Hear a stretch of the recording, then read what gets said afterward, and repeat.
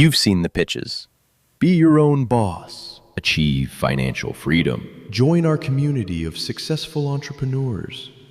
But behind the glossy brochures and motivational seminars lies a stark reality that many don't see until it's too late. MLM stands for multi-level marketing, a business model where companies recruit distributors to sell products, but the real money comes from recruiting others, not sales. If you've ever wondered why your neighbors suddenly started selling essential oils, or why your college roommate keeps inviting you to join exciting business opportunities, you'll want to know about multi-level marketing. It's a controversial industry whose annual valuation is subject to debate. Figures range from $35 billion a year for the industry into the hundreds of billions, and where words like cult, scheme, and scam are often tossed around, even if particular enterprises are safely on this side of the law.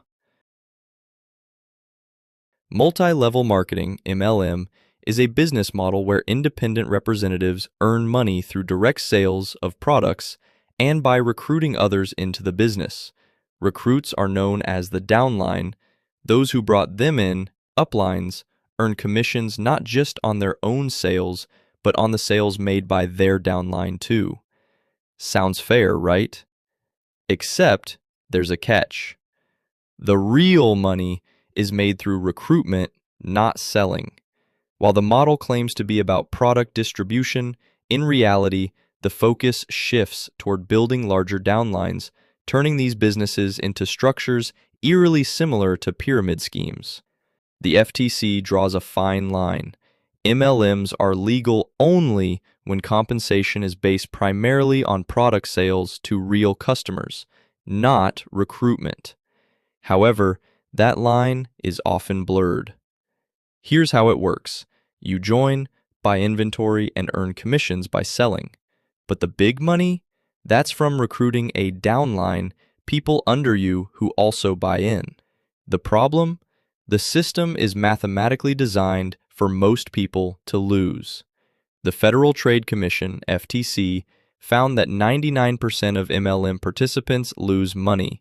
That's not a business, it's a predatory scheme. Less than 1% of participants make a profit. The size and reach of the MLM industry. In 2023, the Direct Selling Education Foundation reported that the MLM industry in the United States generated $36.7 billion in retail sales. Approximately 13 million Americans were involved in MLMs in 2023. Studies indicate that about 1 in 13 adults in the U.S. have participated in an MLM at some point. Globally, the MLM industry is even bigger. The World Federation of Direct Selling Associations, WFDSA, estimated global retail sales of $172.8 billion in 2022, with over 114 million people participating worldwide. Despite this immense size, profitability remains elusive for most participants. The math behind the MLM mirage. MLMs operate on a structure where each person must recruit others to earn significant income. But as recruitment multiplies exponentially, it hits a ceiling fast. Let's break this down. If you recruit 6 people, and each of them recruits 6 more, by the 13th level, you would need to recruit over 13 billion people, more than the current global population. This makes the business model mathematically unsustainable. Only the top 1% make any real money, while the vast majority lose not just money, but also time, relationships, and mental well-being. Emotional manipulation and cult-like behavior. MLMs don't sell products, they sell dreams.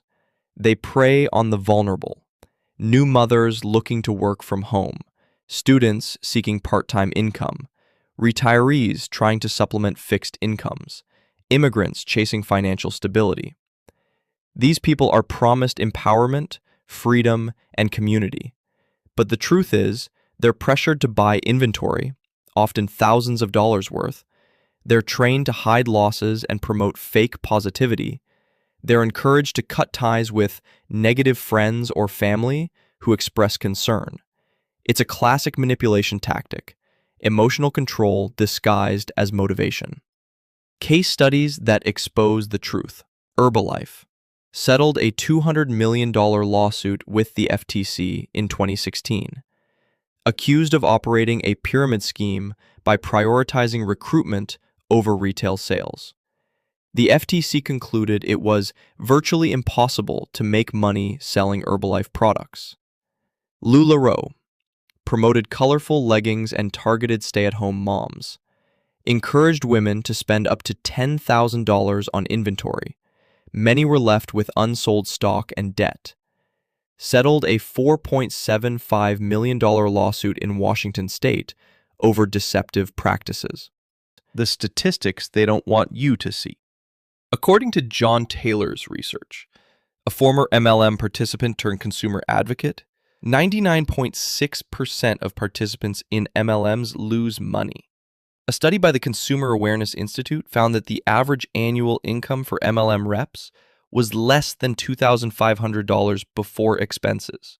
The median annual income was zero. Over 60% of people involved in MLMs quit within the first year. These numbers expose the harsh reality. MLMs sell a dream that almost no one achieves. Legal loopholes and regulatory failure. MLMs are often legal because they disguise recruitment as sales. What the law says? A pyramid scheme is illegal when it focuses on recruiting rather than actual product sales. But in an MLM can show that commissions are based on product sales, not just recruitment, it skirts legality.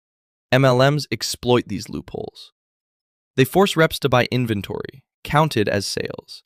They encourage reps to sell to themselves, artificially inflating sales numbers. The FTC has taken action, but enforcement is rare and often too late. In 2019, Advocare paid a $150 million fine and was banned from MLM operations. Yet new MLMs keep popping up, using the same playbook. The hidden cost: financial, social, and emotional. Financial losses. Most people lose hundreds to thousands of dollars. Inventory purchases, training sessions, travel costs, and marketing materials add up. Social damage. Participants often alienate friends and family. Relationships are strained due to constant sales pitches and recruitment attempts. Emotional toll. MLMs foster a toxic positivity culture.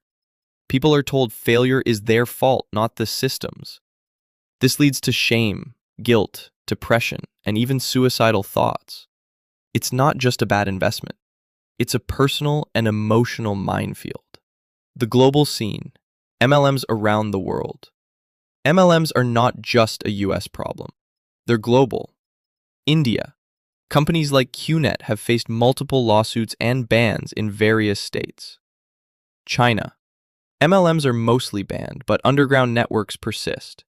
Brazil, Nigeria, and Philippines. MLMs target low-income groups with promises of wealth. Globally, the poor and underprivileged are the most frequent targets because they are the easiest to exploit. How to spot and avoid MLMs. Red flags. 1. You're asked to pay upfront for a starter kit. 2. They emphasize recruiting over selling. 3. You're told not to listen to skeptical family or friends. 4. There's a constant push for attending motivational seminars. 5. Income disclosures are vague or misleading. If it sounds too good to be true, it is. Conclusion. The dream that isn't. MLMs sell a fantasy of freedom, success, and wealth, but behind the scenes, they thrive on desperation, manipulation, and mathematical deception. It's time to pull back the curtain. Next time someone says, "Join my team," ask them this: if this is such a great opportunity, why are 99% of people losing money? Informed people make empowered choices, and sometimes the smartest choice is saying no. Thanks for watching.